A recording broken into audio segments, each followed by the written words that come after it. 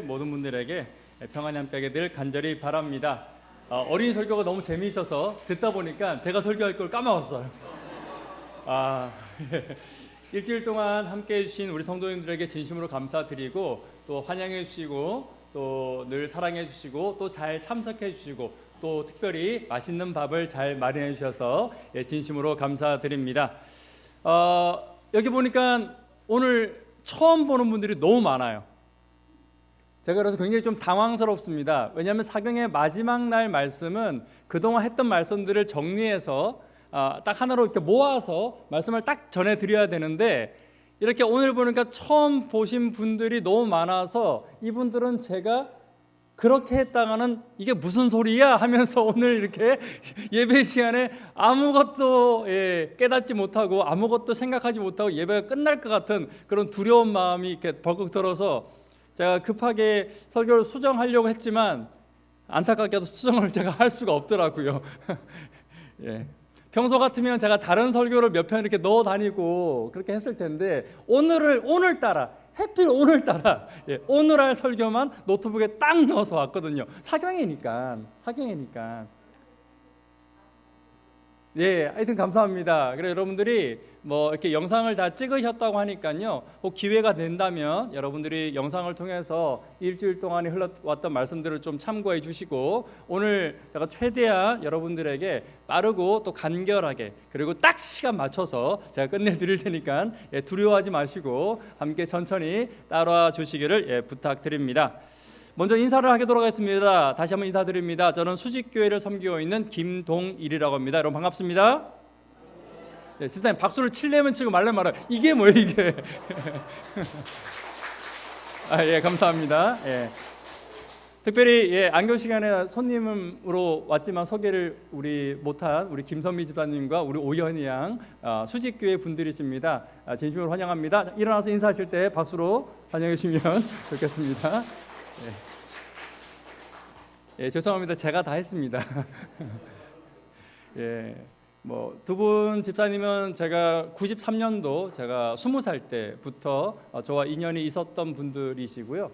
또 우리 이규수 집사님과 더불어서 예전에 군폭교회를 함께 다니셨던 분들입니다. 그래서 이 교회 온 김에 제가 또 잘하나 못하나 또 감시하러 이렇게 와주셨습니다. 너무너무 감사드립니다. 인사는 이쯤 하고요. 오늘 말씀 함께 살펴보도록 하겠습니다. 이번 일주일 동안 우리가 살펴본 말씀은 성소에 대한 것이었죠. 함께 제목 읽어보겠습니다. 재림교회 신앙의 심장. 시작. 시편 77편 13절에 있는 말씀을 함께 읽어보도록 하겠습니다. 함께 읽습니다. 시작. 하나님이여 주의 도는 성소에 있사오니 하나님과 같이 큰 신이 누구오니까. 주의 도, 하나님의 도, 하나님의 구원의 도, 하나님 우리가 구원받는 은혜의 길, 그 길이 다 어디에 있다고요? 성소에 있다라는 것입니다. 다시 말하면 성소에는 하나님께서 말씀하시고자 하는 모든 진리가 다 들어가 있다라는 것이죠. 오늘도 북소원교회 사경회로 인도하신 하나님께 진심으로 감사를 드립니다. 예수님은요 이 성소에 대해서 이렇게 말씀하셨습니다. 빨간색 글씨 함께 읽습니다. 시작. 자, 성소를 향하여서 뭐라고 말씀하셨냐면 참것의 그림자라고 말씀하셨어요. 성경에서 참것이라는 것은 예수님을 말하는 것입니다. 다시 말하면 성소는 누구의 그림자라고요? 예수님의 그림자예요. 그래서 성소를 공부하면 누가 보이고 성소에 방문하면 누구를 만나고 예수님을 만난다는 것입니다. 이 성소는 지금의 교회입니다. 그래서 우리가 교회를 생각하면 누가 생각나고 교회를 오면 누구를 만나고 예수님을 만나야 되는 것이죠. 여러분 우리는 우리의 몸을 우리의 몸된 성소라고 합니다. 다시 말하면 그리스도인들의 몸을 뭐라고 한다고요? 성소라고 하는 거예요. 그럼 여러분 성소에서 예수님을 만나듯이 성소인 그리스도인들을 만난다면 우리 그리스도인을 만나는 모든 사람들은 누구를 만날 수 있어야 되는 거예요? 맞아요. 오늘 처음 오신 분들도 여기까지는 이해하셔야 됩니다. 자, 이해 못하겠다 손 들어보세요. 내리세요. 모르시는 분은 목사님에게 여쭤보십시오. 담임 목사님에게. 자, 성소에서 예수님을 만나듯이 성소인 우리 몸을 통해서도 누구든지 간에 예수님을 만날 수 있어야 된다는 거예요. 그래서 우리를 뭐라고 부르냐면 따라하겠습니다. 그리스도인. 그래서 우리를 그리스도인이라고 부르는 거예요. 왜 우리를 그리스도인이라고 부르냐면 안디옥 교회에 있던 사람들이 보니까 그 사람들이 예수를 믿었는데 예수를 믿는 그들이 하는 행동이나 그들이 하는 말이나 그들이 하는 품성이 다 누구를 닮아 있었어요? 예수님을 닮아 있었어요. 그래서 그 사람들을 보니까 누구를 보는 것 같아? 예수님 보는 것 같아. 그래서 그들을 그리스도인이라고 부른 것입니다. 우리는 누구라고요? 그리스도인이에요. 그래서 우리를 볼 때 예수님의 모습이 보여야 된다라는 것입니다. 자, 옆 사람에게 인사하겠습니다. 당신의 모습 속에서 예수님의 모습이 보입니다. 시작.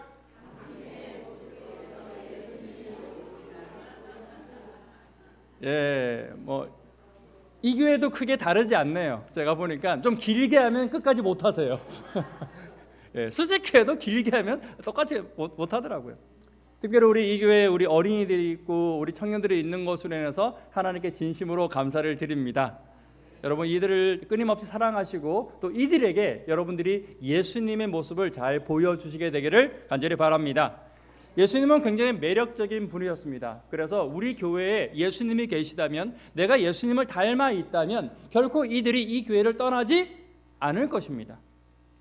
또 주변에는 많은 영혼들이 이 교회에 예수님이 계시다면, 내가 예수님을 닮아 있다면 초대교회 당시에 예수님 주변에 수많은 사람들이 모여들었듯이 이 교회와 우리 주변에 수많은 영혼들이 모여들게 될 것이 분명한 것입니다.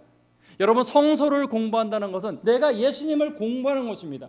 예수님을 공부한다는 것은 예수님을 지식적으로 아는 것이 아니라 예수님을 내가 닮아가는 것을 의미하는 것입니다.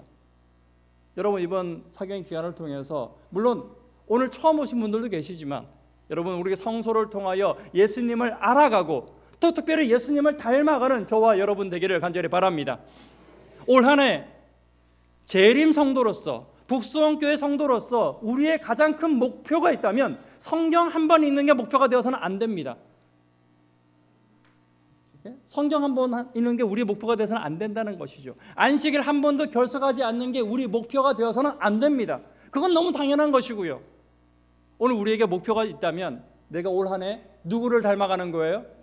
예수님을 닮아가는 것이 우리의 신앙의 목표가 되기를 간절히 바랍니다. 예수님의 수많은 닮음 가운데서 우리가 가장 예수님을 닮아가야 할 예수님의 가장 큰 매력은 이것이었습니다. 아마 둘째 날이나 셋째 날 영상이 있을 것이라고 생각되는데요. 함께 읽어보겠습니다. 시작. 그들이 연약한 것이 그들의 약점이 되는 것이 아니라 그들이 더 사랑받는 이유가 되었습니다. 왜 이렇게 사람들이 예수님 주변을 모여들었는지, 왜 이렇게 사람들이 예수님을 떠나지 않았는지, 그 이유에 대해서 시대소망은 이렇게 말하고 있는 것입니다. 빨간색 글씨만 읽어보겠습니다. 시작. 더 사랑받는 이유가 되었습니다. 여러분, 우리는 우리의 연약한 것들이 있습니다. 어떤 사람은 잠이 많고요, 어떤 사람은 짜증을 잘 내고요, 어떤 사람은 잘 삐지고요, 어떤 사람은 잘 분노하고요, 어떤 사람은 구두쇠고요, 어떤 사람은 교회에 오면 잠만 잡니다. 그런 우리에게 연약함이 있을지라도 그 연약함이 어떤 사람들에게는 약점이 돼요. 이해하시겠습니까? 저 사람은 맨날 졸리게만 하고 누군가는 나의 약점을 바라보는 것입니다. 저 사람은 너무 잘 삐져, 저 사람하고 같이 지내면 안 돼 라고 말하면서 그 사람은 나의 약점을 바라보는 사람들도 있는 것입니다. 그러나 성경은 이렇게 말합니다. 예수님에게는 우리의 모든 연약한 것들이 약점이 되는 것이 아니라 네가 연약하니까 내가 더 많이 사랑해 줄게 라고 하는 사랑의 이유가 된다는 것이죠. 그래서 제가 둘째 날에 그런 말씀드렸습니다. 여러분, 우리가 자녀들이 있지만 다 똑같이 사랑합니다. 그러나 아픈 아이를 더 사랑하지 않습니까? 그 순간 우리가 아픈 아이를 더 사랑하듯이 예수님은 우리가 연약할 때, 우리가 아플 때, 우리가 고통당할 때, 우리의 성품이 부족할 때 오히려 예수님은 나를 더 사랑하신다는 것을 여러분 잊지 않게 되기를 간절히 바랍니다. 함께 읽습니다. 시작. 그러면 우리가 예수님을 닮는다는 것도 바로 이것입니다. 우리도 예수님이 연약한 자를 더 많이 사랑해 주듯이 나도 누구를 더 많이 사랑해 줘야 돼요? 연약한 자를 더 많이 사랑해 주어야 되는 것입니다. 이게 예수님 닮는 거예요. 여러분 우리 교회에서 이 교회에서 가장 많이 사랑받아야 되는 사람이 누구입니까? 그러니까 연약한 자인 건 알겠는데 누가 제일 연약하냐고요? 예? 나? 누가 나라고 그랬어요? 예, 점심 맨 마지막에 드세요. 그런 분들. 여러분 보세요. 누가 제일 연약한 자입니까? 누가 제일 사랑받아야 되는 자입니까? 어린아이들 아니에요. 어린아이들이에요. 여러분 어린아이들은 딱 봐도 연약한 아이들입니다. 연약하잖아요. 그 아이들에게 믿음도 연약합니다. 몸도 연약합니다. 신체도 연약합니다. 신앙도 연약합니다. 다 연약하잖아요. 그래서 어린아이들은 이 교회에서 사랑만 받아야 되는 거예요. 청년들도 연약합니까? 연약하니까 맨날 11시 다 돼서 교회 오잖아요. 어떨 때는 교회도 빼먹잖아요. 연약한 거예요. 신앙이 연약한 거예요. 여러분 그 연약한 청년들을 향하여 여러분 그것이 약점되어서 정죄하실 것입니까? 더 사랑할 것입니까? 더 사랑해야 되는 거죠. 여러분 목사님이 연약합니까? 아무도 대답을 안 해요. 목사님이 연약해요. 여러분 우리 이 목사님이 저렇게 온유하게 생겼지만 여러분 착한 사람일수록 속이 썩는다는 거 아십니까? 이제 알겠어요? 예. 저 목사님이 저렇지만 속으로는 얼마나 끓이겠습니까? 하지만 누구에게 말을 할 수 있어요, 없어요? 없잖아요. 말 못하잖아요. 그럼 연약한 거예요, 안 연약한 거예요? 그러면 더 사랑해야 돼요, 덜 사랑해야 돼요? 제가 1년 후에 혹 이 교회를 다시 방문을 했으면 묻겠습니다. 여러분 1년 동안 목사님을 얼마나 더 사랑했는지. 함께 했습니다. 시작. 여러분 우리가 목사님께도 그리고 저와 여러분들 산호와에도 우리가 연약할지라도 괜찮다고 말할 수 있는 따뜻함이 있는 교회가 되기를 간절히 바랍니다. 예수님 우리에게 이렇게 말씀하시죠. 마태복음 11장 28절입니다. 함께 읽습니다. 시작. 수고하고 무거운 짐진 자들아 다 내게로 오라. 내가 너희를 쉬게 하리라. 너희가 연약할 때 다른 곳에 가지 말고 누구에게 오라고요? 나에게 오라는 것입니다. 함께 읽습니다. 시작. 연약함이 더 사랑받는 곳 예수님이 계신 북수원 교회가 되기를 간절히 바랍니다. 베드로전서 5장 7절에는 우리의 염려와 연약함을 하나님께 다 맡기라라는 말이 나옵니다. 여러분 맡겨야 돼요? 안 맡겨야 돼요? 성경에서 맡기라고 했으니까 맡겨야 돼요. 왜 맡기라고 하냐면 8절에 보시면 우는 사자가 우리를 집어삼키기 위해서 찾기 때문이라고 말합니다. 다시 말하면 우리가 염려를 주께 맡기지 못한다면 우리는 누구 밥이 된다라고 말하고 있냐면 마귀 밥이 된다는 거예요. 하지만 우리가 염려를 주께 맡기면 마귀의 밥이 되지 않을 수 있다는 것입니다. 실제로 이런 일이 다니엘서에서 일어났어요. 다니엘이 사자굴에 빠졌지만 다니엘이 그 염려를 누구에게 맡겼습니까?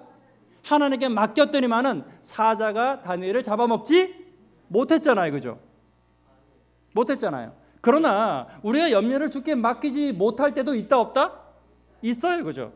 그러나 우리가 맡기지 못한다면 악한 마귀가 우리를 살펴본다는 것입니다. 누가 염려하고 있는지, 누가 맡기지 못하고 있는지.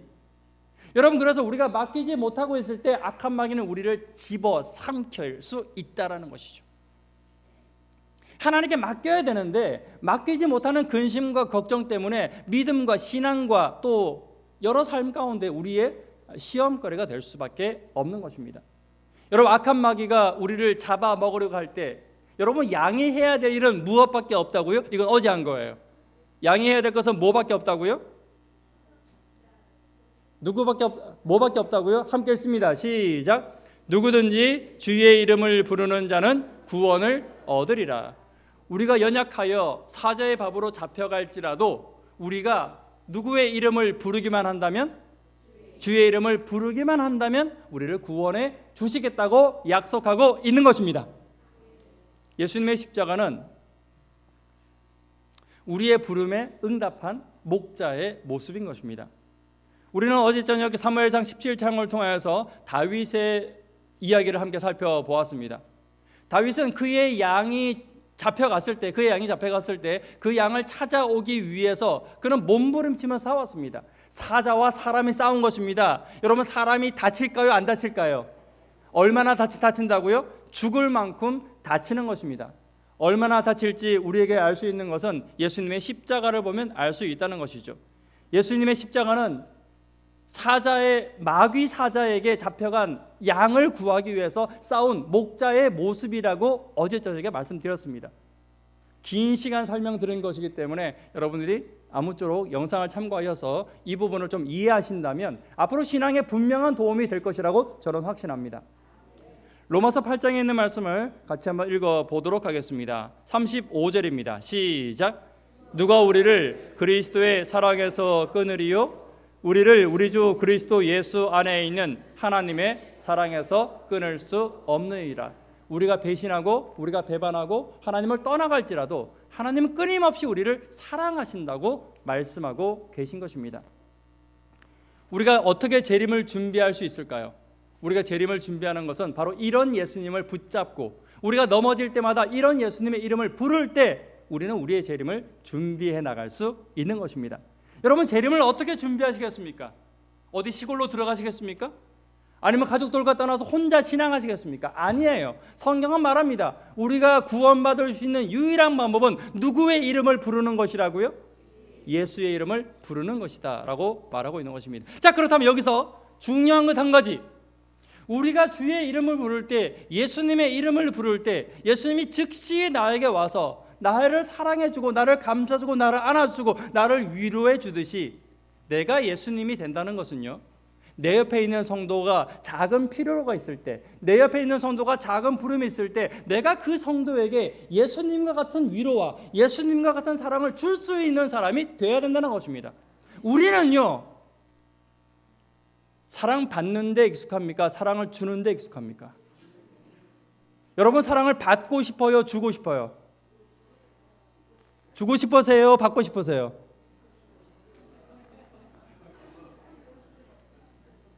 받고 싶어요. 누가 나 사랑 안 해주나.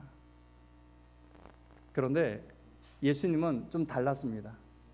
예수님은 이 땅에 오셔서 누가 나 사랑 안 해주나 보는 것이 아니라 내가 누구를 사랑해 줘야 하나를 보셨습니다. 여러분, 우리가 교회에 와서 그리스도인을 닮은 그리스도인이라면 여러분, 옆 사람을 한번 싹 살펴보세요. 저 사람이 나를 사랑해 주나 안 사랑해 주나 보지 마시고요, 내가 저 사람을 사랑해 줘야지라는 마음으로 여러분 바라봐 주시는 저와 여러분 되기를 간절히 바랍니다. 이것이 예수님을 닮은 성도의 모습이라는 거죠. 자, 그렇다면 이제 어제 이야기에 이어서 조금 더 살펴보도록 하겠습니다. 원래 제가 계획한 시간은 여기까지 한 5분 정도면 되는 거였어요. 하지만 안 나오신 분들을 위해서 설명하느라고 지금 제가 이 귀한 시간을 15분을 까먹었습니다. 하지만 할 수 있는 것만큼만 하도록 하겠습니다. 여러분, 목자가 사자에게 물려간 양을 다시 데려왔습니다. 여러분, 말씀드렸지만 이 사자와 싸워서 목자가 양을 뺏어온 거잖아요, 그죠? 그럼 목자가 상처를 입었을까요, 안 입었을까요? 얼마나 입었을까요? 죽을 만큼 입은 것입니다. 자, 그렇다면 이 목자가 양을 끌고 올 때는 어떻게 끌고 올까요? 어깨에 메고? 여러분, 내가 아파 죽겠는데? 여러분, 양심이 있어야죠. 여기서 어깨에 메고가 어디입니까? 여러분, 목자가 그렇게 다쳤으니까 올 때만이라도 양이 지발로 걸어와야죠. 그리고 어떻게 합니까? 목자를 등에 태워서라도 와야죠. 지 때문에 다쳤으니까. 근데 맞아요. 목자는 양을 어떻게 하고 옵니까? 성경에 나와요? 나와요. 누가복음 15장에 나옵니다. 그래서 성경은요, 성경으로 이어서 이렇게 풀어가야 됩니다. 성소의 문제도 우리가 성소만 딱 볼 것이 아니라 성소의 문제도 성경을 풀어서 이어서 계속 풀어봐야 되는 거예요. 이 목자는 사자의 입에서 건진 양을 어깨에 메고 돌아옵니다. 누가복음 15장 3절입니다. 예수께서 그들에게 이 비유로 이르시되 너희 중에 어떤 사람이 양 100마리가 있는데 그 중에 하나를 잃으면 99마리를 들에 두고 그 잃은 것을 찾아내기까지 찾아다니지 아니하겠느냐. 5절 함께 하겠습니다. 시작. 어깨에 뭐하고? 메고 온다는 것이죠. 여러분, 양을 이스라엘 백성들은 왜 키울까요? 여러분, 양 보셨습니까? 그렇죠? 양 먹어본 거 말고, 양 고기 말고 여러분 대부분 양 고기만 보셨고 양은 잘 못 보셨을 거예요. 이스라엘 백성들이 어린아이들은 양을 볼 기회가 오히려 더 많은 것 같아요. 어디 체험학습 가고 어디 놀러 가서 보면 아이들은 이렇게 양을 꼭 봅니다. 여러분 양을 이스라엘 백성들은 왜 키울까요? 첫 번째는요, 양은 뭐를 목적으로 키워요? 털 때문에 키워요. 두 번째는 고기를 먹기 위해서 키웁니다. 세 번째는 우유를 먹기 위해서 키우죠. 네 번째는 뭐 하기 위해서 키운다고요? 자, 그런데 재미난 연구 결과가 있습니다. 무슨 말이냐면, 자, 사자가 양을 물 때 양을 꽉 물까요? 살짝 물까요? 꽉 물겠죠. 그러면 양이 깜짝 놀랄까요? 안 놀랄까요? 깜짝 놀라죠. 깜짝 놀란 양은 털이 더 이상 자라지 않아요. 그래서 털로서의 상품성이 없어요. 자, 두 번째, 고기. 자, 레위기와 신명기를 보면 아까 우리 사모님께서 잘 말씀해 주셨지만 레위기와 신명기서를 보면요, 이스라엘 백성들이 먹지 말아야 될 고기가 있어요. 어떤 고기를 먹으면 안 되냐면 사자에게 찢긴 고기는 못 먹게 되어 있습니다. 그리고 못 먹어요. 세 번째, 여러분 확 물려서 깜짝 놀란 양은 젖이 나오지 않아요. 그래서 젖도 못 먹어요. 마지막 네 번째, 하나님께 제물로 바치기 위해서 양을 키웠는데, 여러분 레위기와 신명기에 보면 제물로 키울 때는 어떤 기준이 있어요? 사자에게 물린 것은 제물이 된다 안 된다? 어머나, 이 양은 1번, 2번, 3번, 4번 아무짝에도 쓸모가 있다 없다? 이 양은 왜 구해온 거야 그럼? 쓸모없는 양을 왜 구해온 거예요? 내 양이니까? 집사님 어제 오셨잖아요. 어제 오셨는데 이런 소리 하면 제가 너무 소홀하지 않겠습니까? 안 오신 분이 말하면 제가 이해를 하겠는데 어제도 이 자리에서 설교 들으신 분이 이런 말씀하시면 연약하니까 이 양 왜 구한 거예요? 왜 구한 거예요? 여러분 이 양은요, 우리 집사님이 틀린 듯 맞은 듯 애매한 대답을 하셨어요. 이 양은 자기의 소유가 아니었습니다. 이 양은 누구의 소유였어요? 어제 읽었죠. 사무엘상 17장에 보면요, 이 양은 아비의 양입니다. 이 양은 내 양이 아니에요. 여러분 내 양이 아니기 때문에 잘 들으세요. 이해하셔야 합니다. 이 양은 내 양이 아니기 때문에 이 양의 가치는 내가 정하는 것입니까? 아버지가 정하는 것입니까?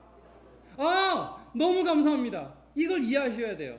여러분 이 양은 아버지의 양이기 때문에 이 양의 가치는 내가 정하는 것이 아니라 이 양의 주인은 아버지가 정해야 된다는 것이죠. 나는 양을 돌보는 책임만 있는 것입니다. 나는 양을 사랑해야 될 책임만 있는 것이죠. 여러분 우리는 다 하나님의 양입니다. 다시요. 우리는 다 누구의 양이라고요? 그러면 나의 가치는 누가 정하는 거예요? 하나님이 정하는 거예요. 그럼 내 옆에 있는 성도의 가치는 누가 정하는 거예요? 내가 가치가 있다 없다로 정할 수 있다 없어? 없어요. 여러분 그런데 우리는요, 하나님의 양의 가치를 너무 내 마음대로 판단할 때가 있어요 없어요?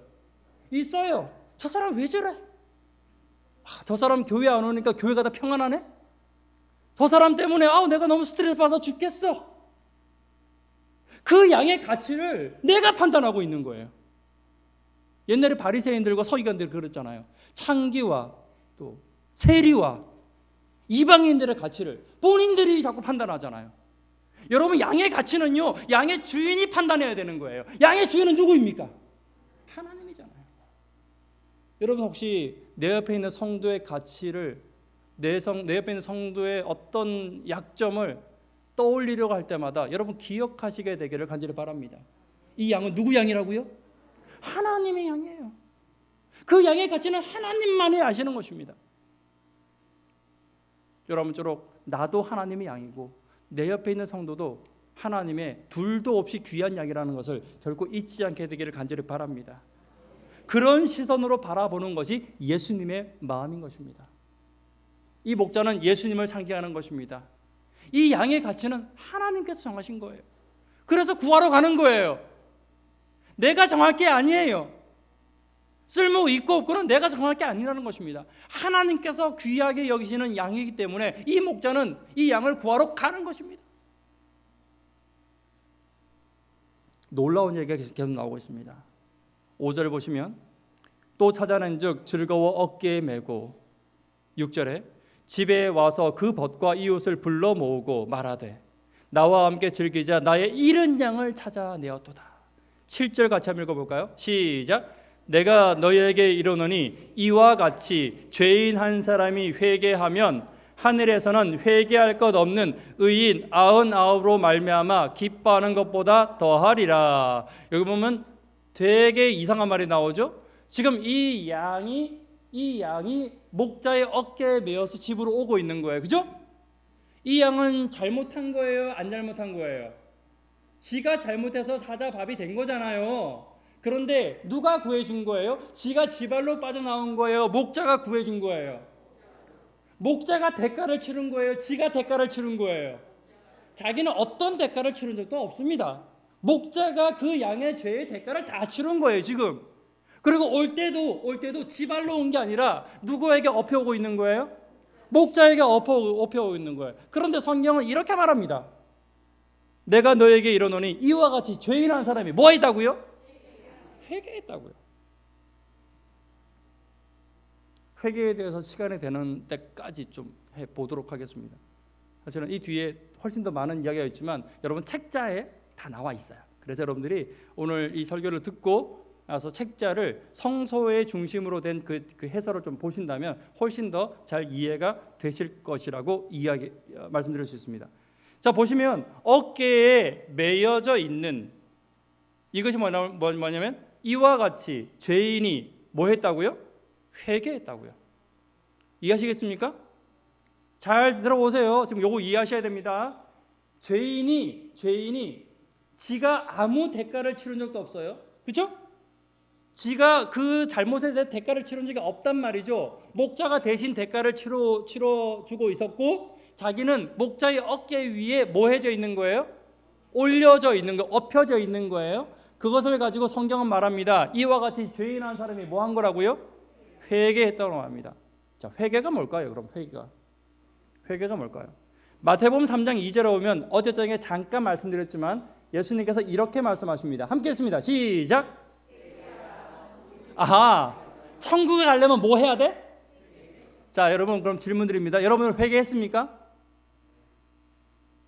한 명. 장로님 감사합니다. 예, 장로님도 이렇게 눈치를 보시면서 아멘 하셨는데 지금 혼자 하셔서 너무 당황해 하셨어요. 좀 같이 해줄 줄 알았는데 혼자 하셔서 좀 당황스러운 것 같습니다. 여러분 우리가 회개 이렇게 생각하시면 됩니다.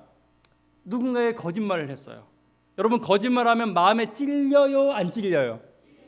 찔리면 회개해요? 안 해요? 하잖아. 그죠? 하잖아. 근데 찔려서 하나님 잘못했습니다 라고 회개했어요. 그리고 나와서 그 다음날 되니까 내가 또 거짓말을 했네? 그러면 여러분 나는 전에 거 회개한 거예요? 못한 거예요? 안 한 거야? 못한 거야? 확실해요. 안 한 거야? 못한 거야? 집사님 이거 뭐예요 이게? 안 한 거예요? 못한 거예요? 생각을 해봐야 돼요. 여러분 잘 보세요. 만약에 회개가 다시는 같은 죄를 짓지 않는 것이 회개라면 저와 여러분 중에서 회개한 사람은 아무도 없습니다. 같은 죄를 우리는 계속 반복해서 지을 수밖에 없잖아요. 그럼 회개를 아무도 못한 거죠. 그러면 회개하러 천국이 가까우라 했을 때 천국 가는 사람은 아무도 없어야 돼요. 요한복음 15장 11절에 보면 제가 굉장히 좋아하는 말씀이 나오는데 같이 한번 읽어보겠습니다. 시작. 내가 이것을 너희에게 말한 것은 나의 기쁨이 너희 가운데 있어 너희 기쁨이 가득 넘치게 하려는 것이라. 다시 말하면 예수님이 말씀하시는 그 모든 말씀은 우리가 뭐 하기 위한 거라고요? 기뻐하기 위한 거예요. 따라하겠습니다. 기뻐하라. 시작. 우리가 기뻐하기 위해서 주신 말씀인 것이죠. 다시 말하면 회개도 기뻐해야 된다는 것입니다. 회개하라 천국이 가까웠다라는 말을 들었을 때 우리가 뭐 하기를 바라시는 거예요? 기쁘기를 바라시는 거예요. 이것 때문에 고민하고 근심하고 내가 교회를 다녀야 되나 말아야 되나 고민할 것이 아니라 이것 때문에 내가 더 기쁘기를 예수님은 바라셨다는 것입니다. 그럼 회개도 기뻐해야 되는 거예요. 어떻게 회개를 기쁘게 할 수 있을까요?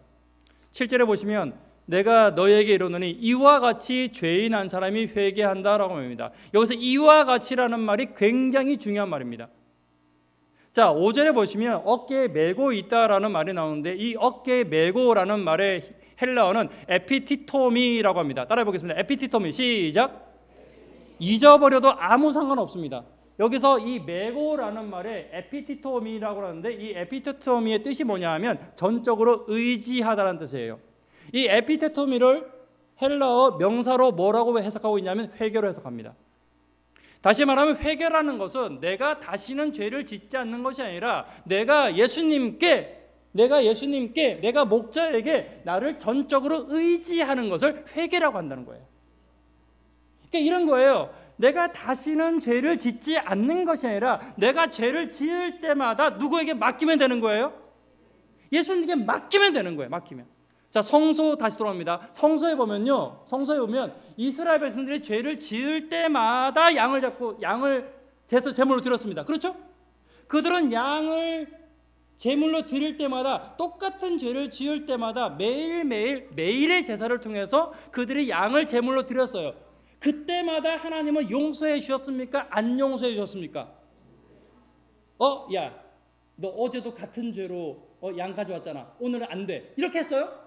아니에요. 언제든지 매일매일 같은 죄일지라도 하루에 12번이라도 그 제물을 받아주시고 그를 용서해 주신 거예요.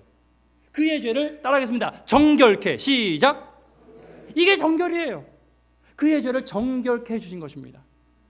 여러분, 그 죄가 정결하게 되었어요. 그의 죄가 정결하게 되었다는 것은 회개를 내가 했다는 것입니까? 하나님이 주셨다는 것입니까? 아멘. 이제 이해하셨네요. 그래서 사도행전 11장과 디모데후서 2장에 보면요, 사도행전 11장 오렌지색 글씨 함께 읽습니다. 시작. 회개는 내가 노력해서 하는 것이 아니라 회개를 뭐 했다고요? 준 회개를 내가 받았다고요. 이해하시겠습니까? 디모데후서 2장 함께 읽습니다. 녹색 글씨 시작. 회개함을. 그러니까 나는 회개를 뭐 하면 되는 거예요? 받기만 하면 되는 거예요. 그런데 회개를 받기 위해서 반드시 필요한 게 있습니다. 그게 뭐라고 하냐면 5절에 즐거워 어깨에 뭐요? 우리가 예수님 어깨에 뭐 하는 거예요? 매여져 있는 거예요. 맡기는 거예요. 그럼 우리가 어떻게 맡길 수 있을까요? 여러분, 이렇게 생각할 수 있습니다. 이 양이요, 되게 골치 아픈 양이었어요. 오늘 그 이야기 좀 하려고 했는데 시간 관계상 좀 넘어가서 이 양이 되게 골치 아픈 양이었어요. 잘 미워하고 잘 삐지고 잘 분노하고 고집도 많고 욕심도 많고 이런 양이었단 말이에요. 여러분, 그 양이 사제에게 한번 물려가긴 했지만 그 양의 본성은 바뀔까요? 안 바뀔까요? 대답해 보세요. 그 양의 본성은 바뀐다 안 바뀐다? 안 바뀌어요. 어제 말씀드렸죠. 콩 심은 데? 팥 심은 데? 자라면서 왜 대답 안 하네요? 몇 년 전 교과책에 이런 내용이 있었습니다. 한 아이가 이렇게 형제가 살고 있었어요. 여러분, 외국은 이렇게 2층 집이 많잖아요, 그죠? 2층이 많은데 엄마 아빠 몰래 이렇게 도망을 나가야 되는데 옆에 커다란 과일나무가 있었어요. 도망갈 때마다 그 과일나무에 딱 올라타서 이렇게 도망을 가고 했습니다. 그런데 어느 날 저녁 시간에 아버지가 이렇게 말하는 거예요. 이 과일나무가 더 이상 열매를 맺지 않으면 내가 뭐 해버리겠다? 잘라버리겠다 그러는 거예요. 여러분, 이 나무가 잘리면 돼야 안 돼요? 안 돼요. 얼마나 귀한 나무인데. 그래서 이 형제가 어떻게 했냐면 밤에 부모님 몰래 냉장고에 가서 과일을 꺼내왔습니다. 그래서 이 과일을 나무에 매달기 시작했어요. 잘 매달았어요. 아침이 되었습니다. 아버지가 깜짝 놀라는 거예요. 세상에 이런 일이 있을 수 있냐고. 이런 일이 있었냐고. 사과나무에 배가 열렸다고. 여러분, 가끔 사과나무에 배도 열립니까? 왜 못 열려요? 왜 안 열려요? 열릴 수 있죠. 안 되잖아요. 안 된다니까요. 우리가 아무리 죄를 안 지으려고 노력해 봐도 죄를 지을 수밖에 없어요. 죄인이니까요. 이게 안 되는 거예요. 그럼 회개는 안 되는 겁니까? 아니요. 돼요. 어떻게 하고 그냥 맡기면 되는 거예요. 죄를 지을 때마다 맡기면 돼요. 하나님 이 죄 받아주면 맡기면 되는 거예요. 그럼 어떻게 맡기느냐? 어떤 게 맡기는 거냐? 제가 그거 설명드릴게요. 시대소망을 잘 읽어보시면 이 어깨에 메고라는 말에 대해서 화인서는 굉장히 심도 있게 이야기하고 있습니다. 어떻게 말하고 있냐 하면 우리의 본성은 아직도 누구를 미워하고 아직도 게으르고 아직도 짜증나고 아직도 분노할지라도 우리의 본성대로가 아니라 그리스도의 음성대로 쫓아가면 된다라고 말하고 있어요. 이러면서 어떤 설명을 함께 하고 있냐 하면, 자, 여러분 잘 들어보세요. 자, 여러분 우리의 본성은요 게을러요. 여러분 교회 일찍 오는 게 좋아요, 늦게 오는 게 좋아요? 그렇게 말하면 할 말이 없죠. 다시 그럼 좀 다르게, 여러분 교회에서도 꼴배기 싫은 사람이 있어요, 없어요? 있잖아요. 왜 그래요? 그거는 없다 그러면 안 돼요. 어디서 거짓말을 해? 자, 그런데 그렇게 꼴배기 사람이 있을 때 여러분 안식일 날 내가 그 사람에게 반갑게 인사하고 싶어요, 안 하고 싶어요? 목사님 설교하기 되게 힘드시겠어요. 이렇게 교인들이 거짓말하면 싫어요. 그런데 여러분 잘 생각해 보세요. 하나님은 내가 그 꼴배기 인사라는 사람이 있을지라도 하나님은 내가 그 사람에게 가서 인사하기를 원하실까요? 안 하기를 원하실까요? 하기를 원하시는 거죠. 내 본성은 여전히 그 사람이 밉단 말이에요. 내 본성은 여전히 그 사람을 사랑하는 게 아니라니까요. 하지만 예수님께서 그걸 원하시기 때문에 내가 그렇게 하는 거예요. 이게 맡기는 거예요. 여러분 오늘 우리가 한번 교회에 이렇게 오는 게요 대단한 겁니다. 왜냐하면 여러분 우리의 본성은요 토요일 날 집에서 쉬고 싶은 본성이 있어요. 토요일 날 늦잠 자고 싶은 본성이 있는 거예요. 저녁 예배에 나오기 싫잖아요.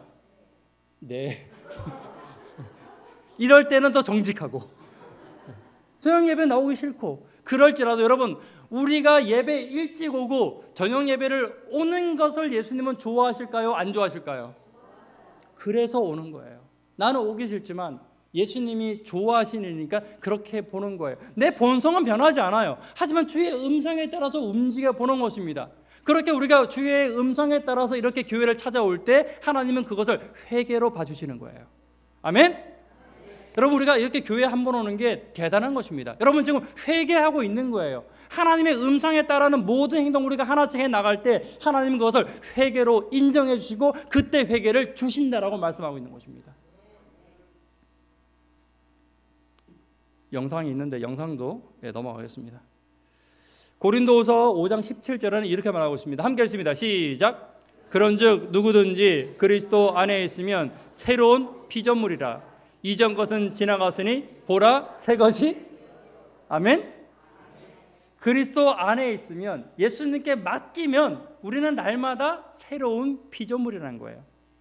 이전의 것은 지나갔다는 거예요.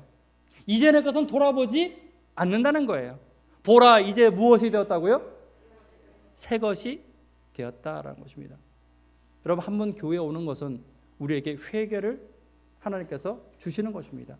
우리가 한 번 교회에 오는 것으로 우리는 새 것이 될 수 있는 것입니다. 혹시 누군가에게, 여러분 꼴보기 싫은 사람에게 오늘 가서 반갑게 인사 먼저 해주십시오. 그럼 이것이 우리가 새 것이 되는 방법인 것입니다. 아침에 일어나서 여러분들 기도하고 묵상하고 말씀 보는 거 힘들죠? 좀 더 자고 싶죠? 5분 더 자고 싶죠? 여러분 그 더 자고 싶은 마음을 뒤로 하고 주의 음성과 주의 말씀과 주의 뜻을 따라서 그 아침에 말씀을 열어서 함께 나눠 보십시오. 이것이 우리가 새 것이 되는 방법입니다. 우리가 주의 음성을 따라갈 때, 주께 맡길 때, 주의 나의 본성을 맡길 때 하나님께서는 우리에게 회개를 주신다라고 말씀하시고 있는 것입니다. 시대 소망이 이렇게 말합니다. 하나님의 성령이 사람의 마음을 사로잡힐 때 생애가 변화된다. 이렇게 하나씩 하나씩 맡기다 보면 우리의 생애가 어떻게 된다고요? 변화될 수 있다는 것입니다. 그때 인간의 눈으로는 볼 수 없는 능력이 하나님의 형상대로 새로운 피조물을 창조하는 것이다. 우리가 주의 본성대로, 주의 음성대로 하나씩 하나씩 따라갈 때 하나님은 내 속에서 매일매일 새로운 피조물로 나를 창조해 가신다는 것입니다. 그렇게 매일매일 새롭게 창조함을 받은 내가 결국 도달할 모습은 예수님과 닮은 모습이 될 것입니다. 우리 교회가 예수님을 닮은 성도들로 그렇게 가득 차게 될 때 하나님께서 이곳에 영혼을 보내주시고 이곳에 부흥을 주시고 이곳에 성령을 부어 주실 것입니다. 제가 여러분들을 오늘 보고 안 볼 사람이긴 하지만 너무 오래 하면 또 저한테 다음에 인사도 안 하실 것 같아서 좀 정리를 하도록 하겠습니다. 못하신 것들은 사실은 다 여러분들 책에 다 있습니다. 그래서 목사님과 함께 책을 또 함께 나눠보시면 좋을 것 같습니다. 오늘은 소리도 안 나오고 마지막 날이라서 그런지 몰라도 그런 것 같습니다. 왜 소리가 안 나죠? 안 나올까요? 넘어가도록 하겠습니다. 자, 괜찮아요. 안 해도 됩니다. 끝났어요.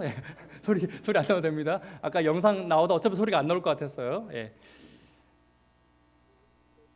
우리는 세상의 사랑으로 하늘의 사랑을 결코 상상해서는 안 됩니다.